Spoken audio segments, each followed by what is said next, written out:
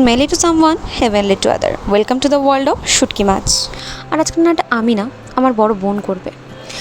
আর শুটকি মাছ রান্নাটা না খুব ইজি।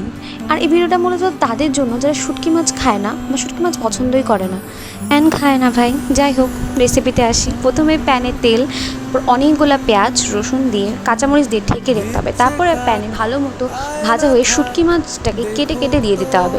তারপর যখন মাছটা হালকা ভাজা ভাজা গলে আসবে তখন উপর থেকে দিয়ে দিতে হবে আমাদের পরিমাণ মতো লবণ আর অনেকগুলো করে লাল মরিচের গুঁড়ো, সাথে দিতে হবে হলুদ। আর সব কিছুকে একসাথে ভালো মতো মিশিয়ে নিতে হবে। আর তারপর যখন এটা থেকে আস্তে আস্তে করে তেল ছাড়া শুরু করবে তখন এটাকে আবারও কিছুক্ষণ ঢেকে রেখে দিতে হবে। আর ঢাকা তুলে দিয়ে দিতে হবে পরিমাণ মতো জল। আর অ্যাজ অলওয়েজ আমার জল দেওয়ার ক্লিপ ডিলিট হয়ে গেছে। আর তারপর যখন কিছুটা এরকম দেখতে হয়ে যাবে তখন উপর থেকে দিয়ে দিতে হবে কিছুটা কাঁচা পেঁয়াজ। আর তারপর যখন জলটা টেনে সব কিছু এরকম মাখো হয়ে যাবে তখন কিন্তু আমাদের শুটকি মাছ একদম রেডি। তো তুমি কোন টিম শুটকি লাভার না টিম শুটকি হেটার?